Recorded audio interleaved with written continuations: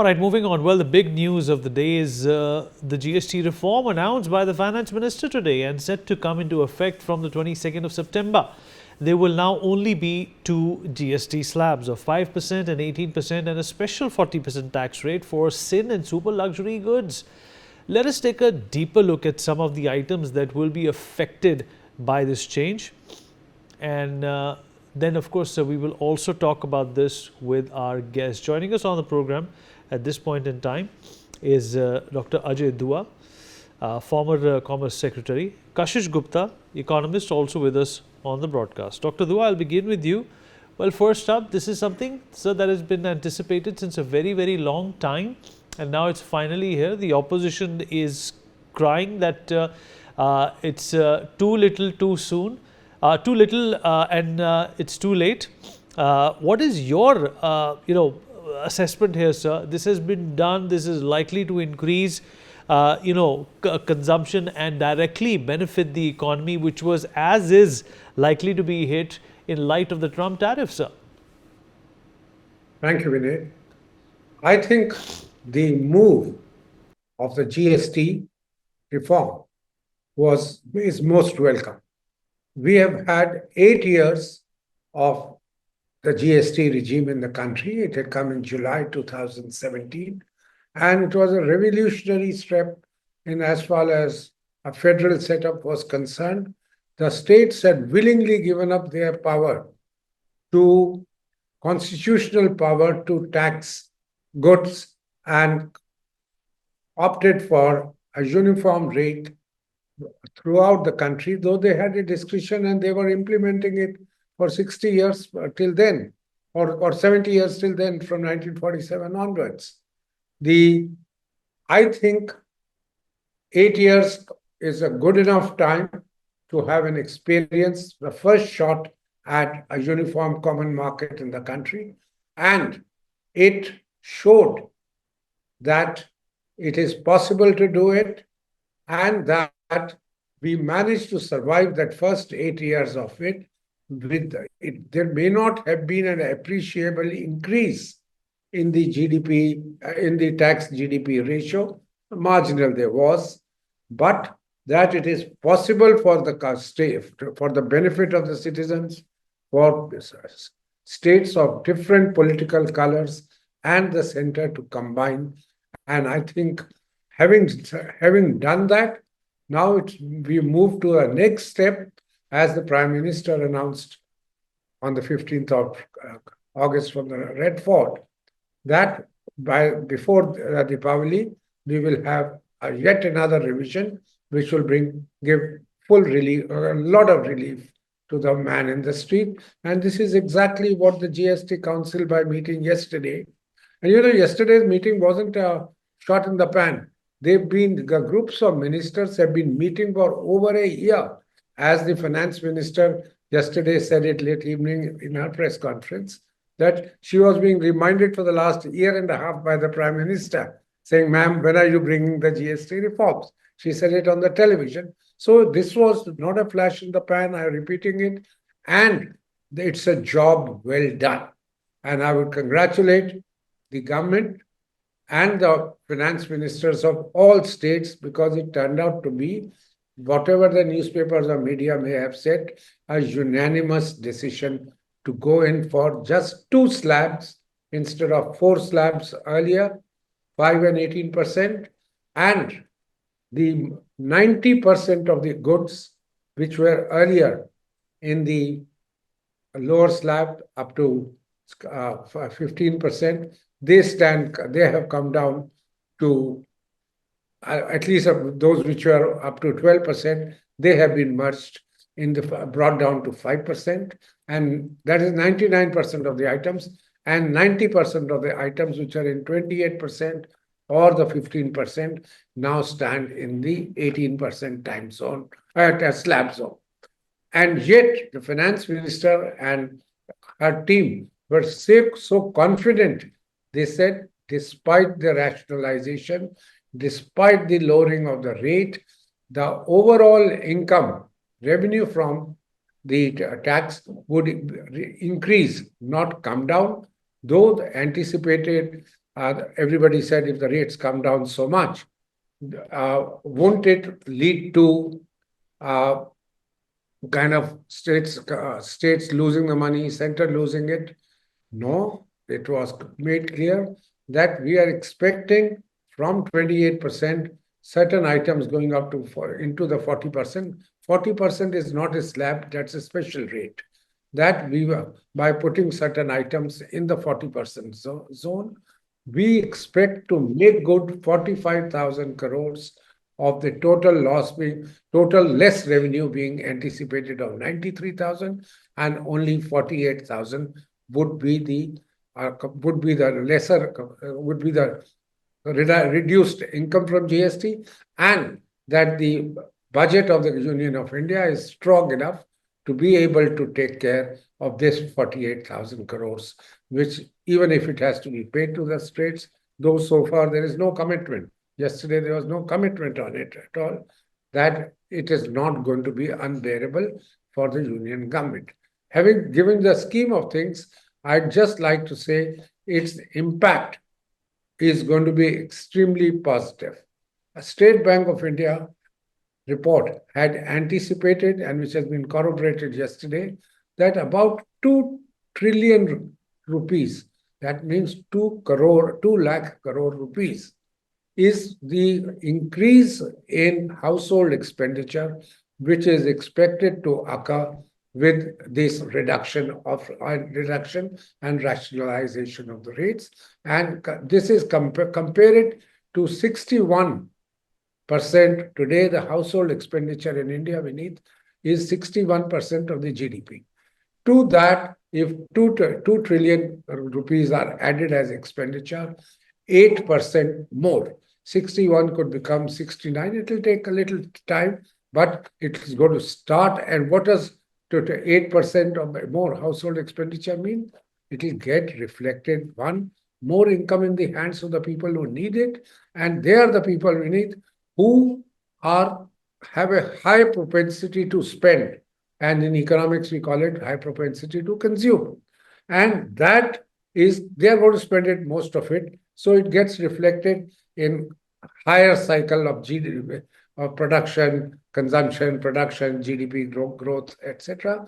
The expectation is 0.3 to 0.4% GDP could increase only by this very measure.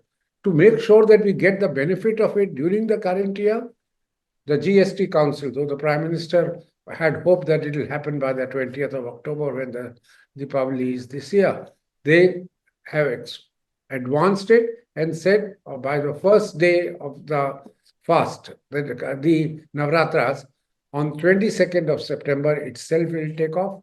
So we may have lost 3 or 4 weeks of the festival, festive season, which starts on Ganesh Chaturthi, but will more than get made up between 22nd of September and end of October, which is the festive season for us. So Mr. Trump comes in here incidentally, that whatever he may have done would have damaged us, would damage us to an extent. What is happening will give relief, but this measure had nothing to do with Mr. Trump or his tariffs. It was in works, and we have seen the culmination of it, and it will definitely give relief to the Indian consumer and the Indian economy. I will call it that it is a coincidence that the two have come together. So, and before we, in fact, take this discussion a little further, let us actually take a look at how much the prices for some goods are expected to fall, and how the end consumer is going to benefit from this windfall gains that the government has made possible. So, okay, so let's look at some daily items, some daily essentials from the GST reform. Hair oil GST before was at 18%. Now it's been pushed down to 5%. Of course, that's the only bracket in the bottom. The average price was around 118 to 120 rupees per 100 gram. So of course, you're going to be saving somewhere around 12 rupees on 100 gram of oil, and this is of course the best conjecture that we can come up with. There could be savings which are higher. And number, toothpaste is obviously a daily essential, had a GST of 18%, that has been brought down. And of course, if you look at the 100 gram figures for the average price before and the average price now, there is a saving of 8 rupees. Same is the thing with shaving cream or shaving foam. It's been brought down to 5%. The saving here is 8 rupees, and of course all of these add up in the long run. Daily essentials like butter, cheese, ghee, all of course will be gaining a lot they in fact will be losing price, but they will be gaining demand because of the reforms here. It was 12% and now it's 5%. Pre-packaged namkeen, utensils, diapers, all of these things have been made cheaper. So of course, an item like a diaper, which is usually bought not in singles but in huge packs, is obviously going to be cheaper for all those families who have newborns. And moving on to baby napkins and sewing machines and baby feeding bottles as well. First of all, a lot of times it was being wondered that why are these commodities, these innocuous, harmless commodities, being charged at 12%, but the government has rationalized. They've come to a conclusion that they need to in fact bring down the GST on them, and now it's at 5%. So of course the demand for these products is going to skyrocket as well. Even people who found them to be unaffordable in the past will be able to buy them. Tractors, extremely important to bring down the tax from 18% to 5%. This is of course going to give a huge fillip to the farming sector. The savings is going to be approximately in and around 40,000 rupees per tractor.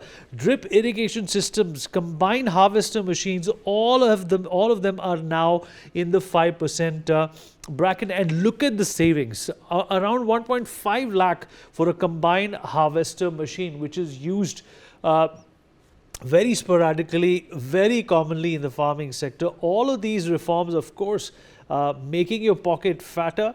Thermometers, medical grade oxygen, of course was at 12%. It's been brought down to 5%. A number of medicines, life-saving medicines, some of the medicines that are to be taken after chemotherapy or with the radiotherapy for people who are suffering from cancer will also benefit. Thermometers, of course, no reason to have the 18% GST on them. They will of course be cheaper now. Medical grade oxygen used in hospitals, used in ICUs, of course, is also going to become cheaper now. So overall health care is going to become cheaper, but is that going to affect your premiums? There's a GST that has been removed from those premiums as well. Maps, charts, lead pencils, notebooks, good news for students as well. All of these items, consumable items by students in schools, will become cheaper now. They were under the 18 or the 12%, and now there is no GST on them. It's been completely removed. Of course, this is a very, very welcome move. The students are going to appreciate it. The parents in government schools are also going to appreciate it. Parents in private schools are also going to appreciate it. These were some of the items which, of course, were flagged in the past as well, that they should not have any GST. Petrol cars from 1500 cc were at 28%. They will come down to 18% now, and a saving of approximately 70,000 is in the order here. Diesel cars more than 1500 cc at 18% now, another saving of 80,000 rupees. It's the opportune time for these GST reforms to kick in. The festive season is around the corner. Motorcycles, anything greater than 350 cc is going to be falling under the 18% bracket now. So basically making that bike cheaper by 15,000 rupees. These are fabulous reforms, and these are reforms that obviously are being put forth and articulated because they will make the Indian economy stronger. They do bring in a sense of relief for the common man as well. And most of all, Kashish Gupta, they will take care of the inflation as well. Citizens love it when things get cheaper and consumption grows. Let's not forget that bringing people out of a certain class, lower middle class, to an upper middle class is a challenge for any government. China has done it consecutively for 4 decades now. They brought about 800 million people out of poverty. India has also managed to do that with a number of people. How is this move going to help for a lot of Indian families to get to the next threshold of an income bracket? Kashish, that's for you. Oh, thank you, Vinit. So now, Vinit, there is a saying that good things take time. That means whenever we are starting new, a little time needs to be given to experiment things, to work towards them, and to make a better good out of it. So we saw that during UPA regime also, or the before the time when GST was introduced, it was in 2017 that government brought in this new tax of GST. And when it was introduced, a lot of indirect taxes submerged were removed, and finally a single tax was introduced. Now, before that, there were a whole lot of taxes. To be particular, two major taxes, which was sales tax by states and service tax or excise by the central government. Now, with this introduction of GST, what happened was the flow of credit become a little more seamless. That made sure that whenever you are utilizing certain goods for providing services or utilizing services for providing or selling goods, the credit of both these things is passed on. Now, at that point of time, what government did was they did not introduce new tax rates.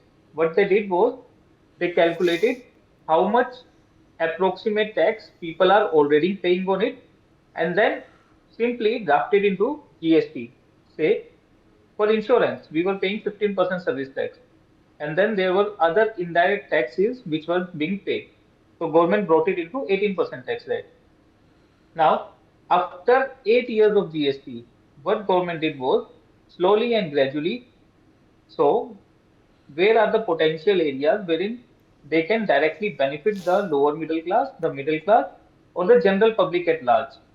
And then they reduce those taxes, maybe after the demand from public, after demand from industry, or after considering themselves. For example, this GST on insurance premiums, which was approximately 15% before GST era and 18% since last 8 years, have been reduced to 0%. And now, if you ask me or any other person, they will simply say that it is a big reform because no one would like to pay 18% GST on insurance, which is a very important part for anyone. Now, on one hand, we used to provide deduction of 80C, which is a very common deduction, very widely known for buying insurance premiums. And then at the other hand, in GST, we were charging 18% tax on that. So that was kind of unjust. So government took a note of the same and reduced those taxes. If you see closely, most of the areas where government has reduced taxes are either of importance to general public, like like the basic items you spoke about, soaps, toothpaste, general household items. Then the next is electronics, TV, washing machine, etc. The next, small cars or motorcycles up to 130 cc. So these reforms will directly benefit the middle class or the lower middle class. Then apart from this, I would also like to take it a notch up higher because we are only talking about the consumers, the ultimate consumers. But in that consumer base, we also have a very important section which helps run the economy of our country. That is the traders, the manufacturers, or the small businesses. Now, for small businesses, there are further reforms that are being introduced. The first one, refunds. For exporters, there is a refund of the government has provided a provision of provisional refund of 90% within lesser time. Then registrations, easy registration within 3 days. The next is for businesses providing or selling through e-commerce operators like Amazon, Flipkart. So government has brought in something for them also, though not clearly provided, and it will definitely come in place sooner. Now, what we expect from government is to further look onto certain areas which have been overlooked or which have not been considered since the start of GST, like petrol, diesel, etc. Once these also come into the bracket of GST, we are very sure that it will bring in another level of savings to the households. Now, as per a report or as per the statement of our revenue secretary, these changes will give a short-term revenue deficit of somewhere around 48,000 crores. Now, how do the government plan to manage it? So let me uh, share a data by Bank of Baroda, which says that after these changes, there will be a boost of 0.2 to 0.3% in the overall Indian economy by the next year. Now, what this means is there will be higher consumption and higher investments. Now, historically, one more thing is there that whenever such kind of indirect tax reforms are introduced, then the tax base widens. The compliance when the compliances become easier, the tax base widens, which will ultimately make sure that more and more businesses are coming into the tax brackets, the tax regimes. They will become more compliant, and in long term, we will definitely be able to cover the short-term revenue gap of All right, let me also get 46,000 a crores, response from 48,000 Dr. crores. Dua on this as well. Dr. Dua, how do you respond to what Kashish has said, that this is obviously going to have a cascading effect on a multitude of avenues? Certainly, let there be no doubt about it. I, for instance, if there is more consumption in the economy, more goods will need to be produced. If more goods have to be produced, it will go down the entire raw material supply chain of raw materials, intermediates, and similarly, the goods to goods when they leave the production base and move on to the retail side. So all as the landmarks on the way are going to be benefiting from it. Not only that, there is going to be benefit also when more stuff gets consumed. The It could well be, and the bank stocks today were the first ones to rise. This morning I was at a show and 9:30 the news is that the bank stocks have gone up by 2.5%. Suddenly, what was the reason? Because more consumption, the banks think more credit will be sought from them, and more credit may again has a cycle of a virtuous cycle. So up front and backward benefits are the ones which are going to get reflected. One bank may have a report may have said 0.2, 0.3% GDP. Another which I quoted was 0.3, 0.4. These are all conjectures, and we have yet to see what will happen. But no, there is no denying that reduced rates, putting more money in the hands of the consumer, is in our economy likely to have a very large positive effect on the country's welfare, Fair enough, GDP. sir. I'm only hoping that going forward, we would also see the final step in the GST, All right, sir. which is So what we you're are all. absolutely right, sir. But unfortunately, we have run out of time. Kashish and Dr. Dua, thank you so much for joining us. We dip into a very short break. We'll be right back.